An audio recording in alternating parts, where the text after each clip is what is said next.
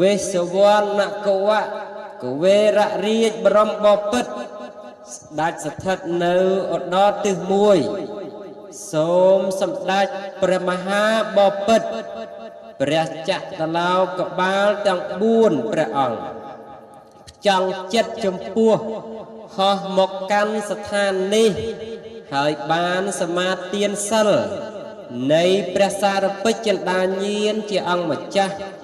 ឈ្មោះបញ្ចកង្គសិលឬក៏អដ្ឋង្គកង្គសិលបរិសុទ្ធហើយឬដូចម្ដេចតើស្ដេចទាំង4លោកនៅទីណាឧកាសៈញោមព្រះករុណាជាស្ដេចទាំង4ទិសចូលមកកាន់ទីស្ថាននេះហើយញោមព្រះករុណាបានសមាទានសិលនៅសម្ដេចព្រះសារពេជ្ជចិន្តាញាណជាអង្គម្ចាស់ដ៏ប្រកបដោយអង្គ5ស្ដេចហើយព្រះអង្គបើមហាបពិតទាំង4ព្រះអង្គទ្រង់ទទួលសមាទាននៃសិលនៃសម្ដេចព្រះចិនស្រីរួចហើយចូលទៅតាំងទីនៅបរិវេណនៃព្រះមហាចេតិយចូលតាំងសោតប្រាសាទទាំងសងត្រង់ត្រាំងស្ដាប់រក្សាការពារនៅពុទ្ធមាមិកជនគ្រប់វណ្ណៈ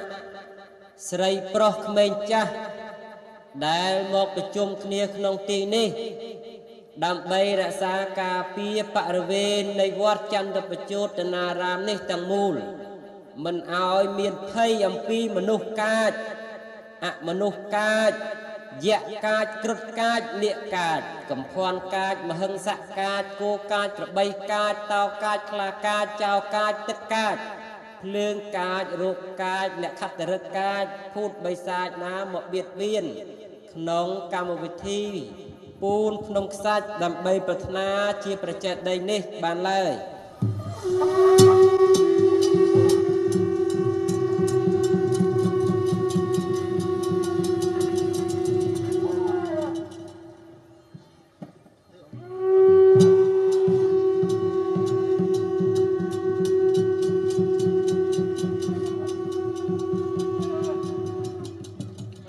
ទាំង4ចូលទៅតាំងទីនៅនៃការតម្កល់ទុក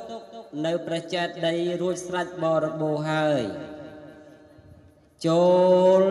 ត្រង់ត្រាប់ស្ដាប់នៅព្រះសទ្ធ័យណាដែលយើងនឹងធ្វើនៅកិច្ចដែលជាមង្គលនឹងបន្តបងនៅទុកសោករោគភ័យចង្រៃឧបទ្រពវិនាសសន្តុចូលចម្រើននៅអាយុវណ្ណៈសុខៈនិងពលៈវឌ្ឍនាការសិរីសួស្តីជ័យមង្គលដល់មហាបពិតជាម្ចាស់ផែនដីផង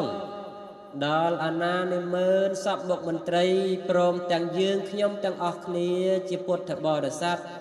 ពុទ្ធមាមិកជនក្នុងទីនេះផងមួយសោតបើទេវតាអង្គឯណាមានចិត្តប្រកបដោយសមាធិ